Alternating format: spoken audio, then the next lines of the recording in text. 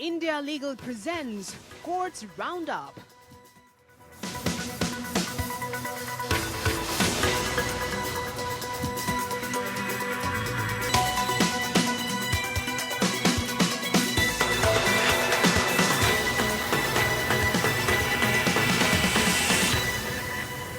नमस्कार, मैं हूं ज़ारा। कोर्ट्स राउंडअप में आपका स्वागत है। इस बुलेटिन में अगले आधे घंटे हम आपको कोर्ट से जुड़े तमाम छोटी बड़ी खबरों से रूबरू करवाएंगे। कोर्ट की कार्रवाई और सुप्रीम कोर्ट से लेकर हाई कोर्ट और लोअर कोर्ट तक के फैसलों को आपके सामने रखेंगे। आगे बढ़ने से पहले एक नजर हेडलाइंस पर। भारतीय फुटबॉल संघ पर बैन पर फीफा के बैन पे सुनवाई करते हुए सुप्रीम कोर्ट ने दिल्ली हाई कोर्ट के फैसले पर लगाई रोक। सॉलिसिटर जनरल ने कहा, हाई कोर्ट के आदेश का देश पर नकारात्मक असर पड़ सकता है। फिलहाल प्रशासकों की समिति आईओए का नहीं संभालेगी कामकाज।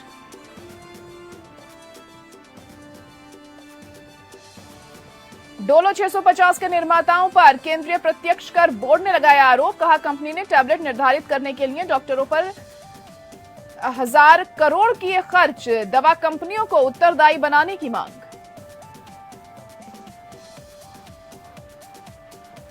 एफआईआर दर्ज करने में देरी होने पर मध्य प्रदेश हाई कोर्ट ने रेप आरोपी को किया आरोप मुक्त। सुप्रीम कोर्ट ने हाई कोर्ट के फैसले को किया रद्द। आदेश को पीड़िता के पिता ने सर्वोच्च न्यायालय में दी थी चुनौती।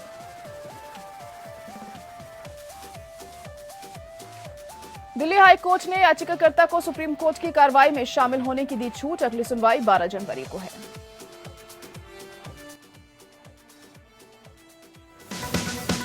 India Legal presents Courts Roundup.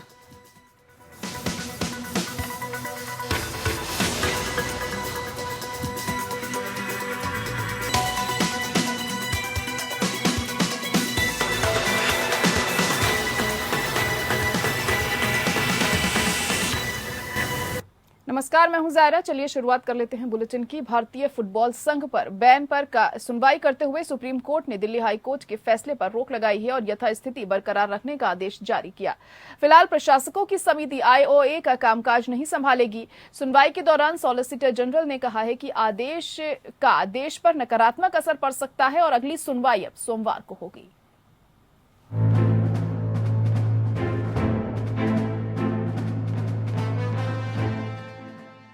अंतर्राष्ट्रीय फुटबॉल की सबसे बड़ी संस्था फीफा की ओर से भारतीय फुटबॉल महासंघ या एआईएफएफ पर बैन लगाए जाने के बाद दिल्ली हाई कोर्ट की ओर से भारतीय ओलंपिक संघ का कार्यभार सीओए को सौंपने के मामले में सुनवाई करते हुए सुप्रीम कोर्ट ने फैसला सुनाया है। सुप्रीम कोर्ट ने दिल्ली हाई कोर्ट के फैसले पर रोक लगाते हुए यथास्थिति बरकरार रखने का आदेश दिया है। पीठ ने यथास्थिति का आदेश पारित किया और मामले को अगले सोमवार को सूचीबद्ध किया। सॉलिसिटर जनरल तुषार मेहता ने दलील दी थी कि अंतर्राष्ट्रीय ओलंपिक समिति भारतीय संघ को निलंबित कर सकती है, जैसे कि हाल में अखिल भारतीय फुटबॉल महासंघ के मामले में हुआ था।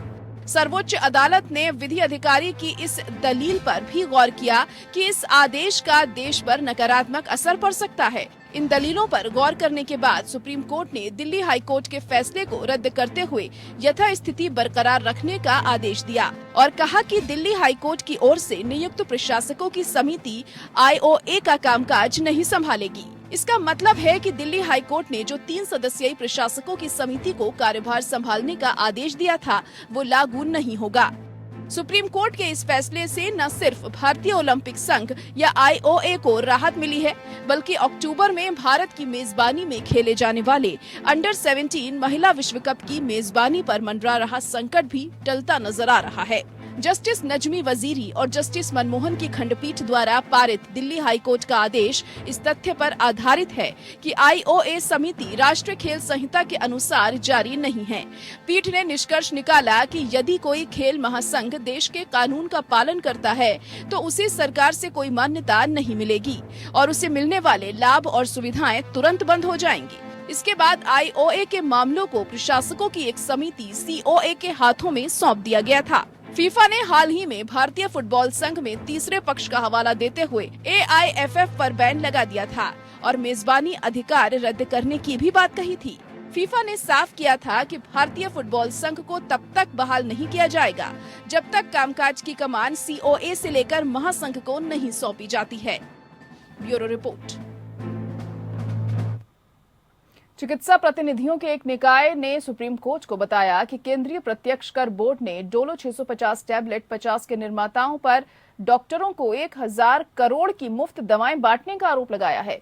Federation of medical and sales representative association of India की ओर से पेश हुए वरिष्ठ अधिवक्ता संजय पारिक ने कहा कि डोलो ने मरीजों को अपनी बुखार रोधी दवा देने के लिए 1000 करोड़ रुपए का निवेश किया था। न्यायमूर्ति डीवाई चंद्रचूड़ जो पीठ का नेतृत्व कर रहे थे, जिसमें न्यायमूर्ति एएस बोपन्ना भी शामिल थे, उन्होंने कहा कि ये एक गंभीर मुद्दा है और यहां तक कि उन्हें भी कोविड के दौरान ऐसा ही निर्धारित किया गया था। अतिरिक्त सॉलिसिटर जनरल केएम नटराज द्वारा प्रतिनिधित्व की गई केंद्र सरकार को 10 दिनों के भीतर जवाब दाखिल करने का निर्देश दिया गया था।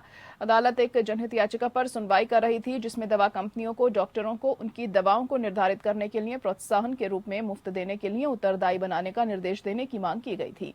Federation of medical and sales representative association of India की याचिका में uniform code of pharmaceutical marketing practices UCPMP को वैधानिक समर्थन देने का निर्देश देने की मांग की गई है। अधिवक्ता अपर्णा भट्ट के माध्यम से दायर जनहित याचिका में कहा गया है कि स्वास्थ्य का अधिकार जीवन के अधिकार का एक हिस्सा है और नैतिक विपणन प्रथाओं का पालन करने वाली दवा कंपनियां इसके लिए आवश्यक हैं। याचिका में कहा गया है कि वर्तमान में ऐसा कोई कानून या नियमन नहीं है जो यूसीपीएमपी के लिए किसी वैधानिक आधार के अभाव में इस तरह की प्रथाओं को प्रतिबंधित करता है। अंतरिम में ये प्रार्थना की गई कि शीर्ष अदालत स्वयं इस तरह के दिशा निर्देश जारी करे कि यूसीपीएमपी को बाध्यकारी बनाए।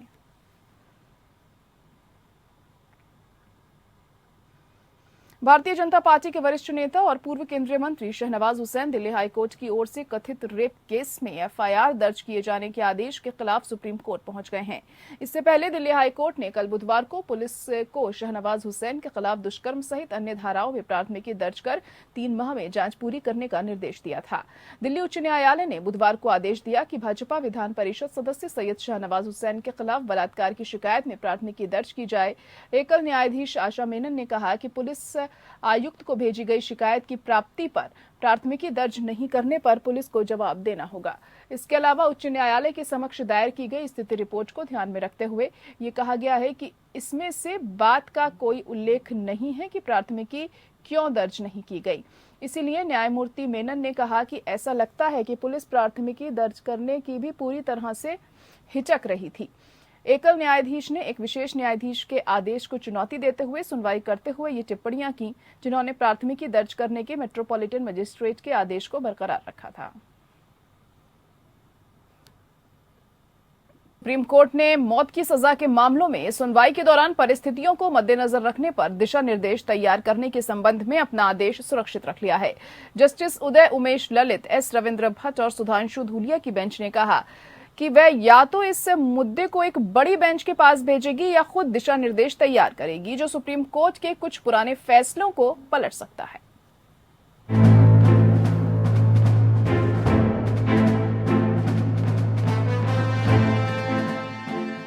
सुप्रीम कोर्ट ने मौत की सजा के मामलों में सुनवाई के दौरान परिस्थितियों को कम करने पर कैसे और कब विचार किया जाए, इस पर दिशा निर्देश तैयार करने के संबंध में अपना आदेश सुरक्षित रख लिया। जस्टिस उदय उमेश ललित, एस रविंद्र भट्ट और सुधांशु धूलिया की बेंच ने कहा कि वो या तो इस मुद्दे को एक बड़ी बेंच के पास भेजेगी या खुद दिशा निर्देश तैयार करेगी, जो सुप्रीम कोर्ट के कुछ पुराने फैसलों को पलट सकता है। जस्टिस ललित ने कहा, हमें ये देखना होगा कि ऐसे मामलों में परिस्थितियों को कम करने का विचार दोष सिद्ध के बाद या निर्णय के अनुसार मुकदमे के दौरान ही होना चाहिए। मामलों को स्थगित करना पड़ सकता है ताकि सजा को उसका नियत समय दिया जा सके। हम उस अवस्था में कहाँ फिट होते हैं, चीजों की फिटनेस में मुझे लगता है कि सभी अभियोजन साक्ष्य प्रस्तुत किए जाने के बाद ऐसा होना चाहिए या हमें इसे बड़ी बेंच को भेजना होगा। शीर्ष अदालत इस बात की जांच करने के लिए एक स्वतः संज्ञान मामले की सुनवाई कर रही थी कि कैसे मौत की सजा से निपटने वाली निचली अदालतें आरोपी और अपराध के बारे में व्यापक विश्लेषण प्राप्त कर सकती है, विशेष रूप से कम करने वाली परिस्थितियों, ताकि ये तय कर सकें कि मौत की सजा को लागू करने की आवश्यकता है या नहीं। याचिका पर सुनवाई करते हुए मुकदमा दायर किया गया था, जिसमें ट्रायल कोर्ट द्वारा उस पर लगाए गए मौत की सजा को चुनौती दी गई थी और मध्य प्रदेश उच्च न्यायालय ने इसकी पुष्टि की थी। परिवीक्षा अधिकारी इस कार्य को करता है, लेकिन कई बार परिवीक्षा अधिकारी द्वारा विश्लेषण और रिपोर्ट में अभियुक्त के पूर्ण प्रोफाइल पर विचार नहीं किया जाता है और ये साक्षात्कार पर निर्भर हो सकता है, जो परिवीक्षा अधिकारी ने परीक्षण के अंत में लगभग किया होगा। इन पहलुओं पर विचार करने के लिए कोर्ट ने नेशनल लॉ यूनिवर्सिटी दिल्ली के मृत्युदंड विरोधी निकाय प्रोजेक्ट 39A द्वारा दायर एक आवेदन को अलग रिट याचिका में बदल दिया था। इस मामले में अटॉर्नी जनरल के वेणुगोपाल और राष्ट्रीय कानून सेवा प्राधिकरण और NALSA के सदस्य सचिव को भी नोटिस जारी किया था। इसके अलावा इसने मामले में एमिकस क्यूरी के रूप में एडवोकेट के परमेश्वर की सहायता से वरिष्ठ अधिवक्ता सिद्धार्थ दवे को नियुक्त किया था। सुनवाई के दौरान अटॉर्नी जनरल के वेणुगोपाल की ओर से पेश हुए वकील ने सवाल उठाया कि कैसे हर दोषी वकीलों को कमजोर करने वाली परिस्थितियों के अपने मामले को पेश करने का खर्च नहीं उठा सकता है। एमिकस क्यूरी सिद्धार्थ दवे ने कहा कि इस मामले पर एक बड़ी बेंच को विचार करना होगा। Bureau report. सुप्रीम कोर्ट ने मध्य प्रदेश हाईकोर्ट के उस फैसले को रद्द कर दिया जिसमें प्राथमिकी दर्ज करने में देरी के आधार पर बलात्कार के एक आरोपी को आरोप मुक्त कर दिया गया था। जस्टिस DY चंद्रचूड़ और जस्टिस JB पारदीवाला की बेंच ने कहा कि हाईकोर्ट का फैसला पूरी तरह से समझ से बाहर है। इस मामले में एक लड़की ने शर्म के मारे इसलिए आत्महत्या कर ली क्योंकि उसने आरोपी के जरिए गर्भ में पल रहे नाजायज बच्चे को जन्म दिया था।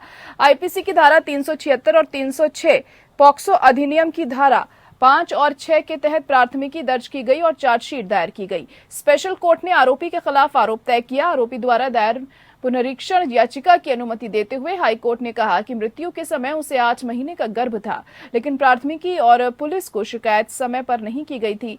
अभियुक्तों को आरोप मुक्त करने के आदेश में ये कहा गया था और इस आदेश को पीड़िता के पिता ने सुप्रीम कोर्ट में चुनौती दी थी। अदालत ने कहा कि यद्यपि यह हाईकोर्ट के लिए CRPC की धारा 482 के तहत एक याचिका पर विचार करने या CRPC की धारा 397 के तहत एक पुनरीक्षण आवेदन पर विचार करने के लिए ट्रायल कोर्ट द्वारा लगाए गए आरोपों को रद्द करने के लिए खुला है, फिर भी साक्ष्य की शुद्धता या पर्याप्तता को तौलते हुए ऐसा नहीं किया जा सकता। पीठ ने कहा कि धारा 397 CRPC का उद्देश्य एक पेटेंट दोष या अधिकार क्षेत्र या कानून की त्रुटि या कार्रवाई में व्याप्त विकृति को ठीक करना है। तलाक-ए-हसन मामले पर दिल्ली हाईकोर्ट ने याचिकाकर्ता को इसी तरह से मामले में सुप्रीम कोर्ट की कार्रवाई में शामिल होने की छूट दी है। दिल्ली हाईकोर्ट ने याचिकाकर्ता रजिया नाज को सुप्रीम कोर्ट में ऐसे ही तलाक-ए-हसन के लंबित मामले की सुनवाई में जुड़ने को कहा है। अब हाईकोर्ट इस मामले में अगली सुनवाई 12 जनवरी को करेगा। दरअसल मामले में याचिकाकर्ता बेनजीर हिना ने सुप्रीम कोर्ट के अलावा दिल्ली हाईकोर्ट में भी याचिका दायर की थी। सुप्रीम कोर्ट ने याचिका पर सुनवाई करते हुए मामले की सुनवाई 29 अगस्त तक ये कहते हुए टाल दी थी कि दिल्ली हाईकोर्ट में याचिका लंबित है। सुनवाई के दौरान अधिवक्ता अश्विनी उपाध्याय ने मौखिक रूप से हस्तक्षेप करते हुए कहा कि मौजूदा याचिका कॉपी पेस्ट का काम है और कोर्ट के समय की बर्बादी है। उन्होंने केंद्र सरकार को पार्टी बनाए बिना तलाक-ए-हसन को चुनौती दी है। कोर्ट ने कहा कि हम केवल तलाक-ए-बिद्दत पे अपना डिसीजन दे रहे हैं। तलाक-ए-हसन, तलाक-ए-एहसन, पॉलीगेमी और हलाला को उन्होंने छोड़ दिया।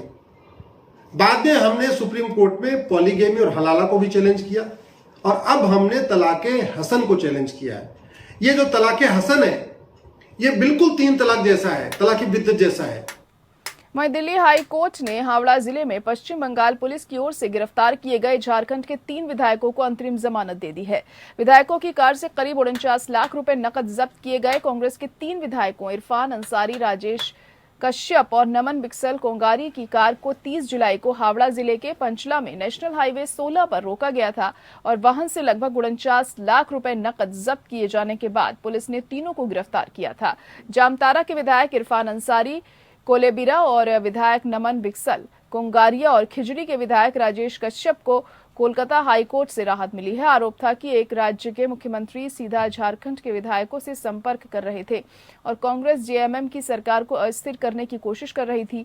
अदालत ने आगे कहा कि भले ही आवेदक को सप्ताह के लिए हिरासत में थे, शिकायतकर्ता ने अपने दावे का समर्थन करने के लिए कोई सबूत पेश नहीं किया था कि झारखंड सरकार को गिराने में मदद करने के लिए उनसे रिश्वत लेकर संपर्क किया गया था। आवेदकों की ओर से वरिष्ठ अधिवक्ता मुकुल रोहतगी ने दलील दी कि प्राथमिकी दर्ज करने को सही ठहराने के लिए केवल नकदी की वसूली संज्ञेय अपराध नहीं है। उन्होंने कहा कि ये दिखाने के लिए रिकॉर्ड में कुछ भी नहीं था कि बरामद नकदी का इस्तेमाल झारखंड राज्य में सरकार को अस्थिर करने के लिए किया जाना था। जस्टिस जॉय माल्या बागची और जस्टिस अनन्या बंदोपाध्याय की बेंच ने तीनों विधायकों को 3 महीने के लिए अंतरिम जमानत दी और उन्हें इस अवधि के दौरान कोलकाता नगरपालिका क्षेत्र नहीं छोड़ने का निर्देश दिया। कोर्ट ने तीनों विधायकों को मामले में जांच अधिकारी के सामने सप्ताह में एक बार पेश होने और अपने पासपोर्ट जमा करने का भी निर्देश दिया। पुलिस अधिकारियों ने मामले की जांच राज्य सीआईडी को सौंप दी है। विधायकों ने दावा किया है कि ये राशि झारखंड में एक आदिवासी त्योहार के लिए साड़ियां खरीदने के लिए उपयोग की जानी थी। वहीं केंद्र सरकार द्वारा फ्लाइट में कृपाण लेकर चलने वाली इजाजत देने वाली अधिसूचना को दिल्ली हाईकोर्ट में चुनौती दी गई है, लेकिन दिल्ली हाईकोर्ट ने इस अधिसूचना पर फिलहाल रोक लगाने से इनकार कर दिया है। दिल्ली हाईकोर्ट ने याचिका पर केंद्र सरकार को नोटिस जारी किया। दिल्ली उच्च न्यायालय ने गुरुवार को नागरिक उड्डयन मंत्रालय, गृह मंत्रालय, नागरिक उड्डयन महानिदेशक और डीजी नागरिक उड्डयन सुरक्षा ब्यूरो को नोटिस जारी किया। सिख घरेलू उड़ानों में कृपाण ले जाएंगे। मुख्य न्यायाधीश सतीश चंद्र शर्मा और न्यायमूर्ति सुब्रमण्यम प्रसाद की खंडपीठ ने अधिकारियों को अपना जवाब दाखिल करने के लिए 8 सप्ताह का समय दिया और मामले को आगे के विचार के लिए 15 नवंबर को सूचीबद्ध किया। हालांकि अदालत ने अधिसूचना पर रोक लगाने वाला कोई अंतरिम आदेश पारित करने से इनकार कर दिया। पीठ ने याचिकाकर्ता से कैबिनेट सचिव को पक्षकारों की सूची से हटाने के लिए भी कहा। मामले में दाखिल याचिका में कहा गया है कि पहले प्लेन हाईजैक की घटनाएं कई बार हो चुकी हैं, जिनसे सीख लेते हुए केंद्र की संबंधित अधिसूचना पर रोक लगानी चाहिए, लेकिन फिलहाल कोर्ट ने इस पर रोक लगाने से इनकार किया है। बता दें कि सुप्रीम कोर्ट में इस मामले पर हिंदू सेना की ओर से जनहित याचिका डाली गई थी। याचिका में सिख यात्रियों को घरेलू उड़ानों में कृपाण ले जाने की अनुमति देने की केंद्र सरकार के नागरिक उड्डयन सुरक्षा ब्यूरो के फैसले को चुनौती दी गई थी। इस पर न्यायमूर्ति एस अब्दुल नजीर और न्यायमूर्ति जेके महेश्वरी की खंडपीठ ने याचिकाकर्ता संगठन को हाईकोर्ट जाने के लिए कहा था। पीठ ने कहा था कि आप हाईकोर्ट जाइए, उच्च न्यायालय का दरवाजा खटखटाने की स्वतंत्रता के साथ अपील खारिज की जाती है। पटना हाईकोर्ट ने मुजफ्फरपुर के वरिष्ठ पुलिस अधीक्षक को ये कारण बताने का निर्देश दिया है कि 5 साल की बच्ची के अपहरण से जुड़े मामले को केंद्रीय जांच ब्यूरो को क्यों न भेजा जाए। अदालत ने याचिकाकर्ता की 6 वर्षीय बेटी खुशी के अपहरण से संबंधित मामले की सुनवाई करते हुए इस प्रकार आदेश दिया। कोर्ट ने कहा कि राज्य पुलिस द्वारा की गई जांच संतोषजनक नहीं थी। जस्टिस राजीव रंजन प्रसाद की खंडपीठ ने यह आदेश दिया। इसमें बताए गए तथ्य इस न्यायालय को पीड़ित की बरामदगी के लिए जांच एजेंसी द्वारा किए गए प्रयासों के संबंध में संतुष्ट नहीं कर रहे हैं। मुजफ्फरपुर के वरिष्ठ पुलिस अधीक्षक व्यक्तिगत रूप से एक हलफनामे की शपथ लें, जिसमें उनकी ओर से की गई कार्रवाई का विवरण दिया जाए। पीड़ित लड़की की बरामदगी और आगे अगर उसकी राय है कि जांच एजेंसी पीड़िता की बरामदगी की दिशा में आगे बढ़ने में सक्षम नहीं है, तो इस मामले को केंद्रीय जांच ब्यूरो को क्यों नहीं भेजा जाए। पुलिस अधीक्षक का जवाबी हलफनामा 2 सप्ताह के भीतर यानी 1 सितंबर 2022 को दायर करें। दरअसल 16 फरवरी 2022 को ब्रह्मपुरा के सरस्वती पूजा पंडाल में सब्जी विक्रेता राजन साहू याचिकाकर्ता की 5 वर्षीय बेटी का अपहरण किया गया था और उसके पिता याचिकाकर्ता ने उसकी बरामदगी के संबंध में हाईकोर्ट में एक याचिका दायर की थी। ये ध्यान दिया जा सकता है कि 28 जून को मामले की सुनवाई करते हुए अदालत ने मामले के तथ्यों और मामलों की जांच के दौरान राज्य पुलिस द्वारा अपनाए गए तौर तरीकों के बारे में कुछ स्पष्ट टिप्पणियां की थी। केस डायरी को देखते हुए कोर्ट ने नोट किया था कि पहले आईओ और उसके बाद दूसरे आईओ ने केवल कागजी कार्रवाई की थी और उन्होंने बार बार सजावटी टिप्पणियों को दर्ज किया था कि सभी प्रयासों के बावजूद लापता लड़की के बारे में कोई जानकारी एकत्रित नहीं की जा सकती। और इसी के साथ कोर्ट्स राउंड अप में आज के लिए इतना ही। मुझे दीजिए इजाजत। नमस्कार। India Legal presents Courts Roundup.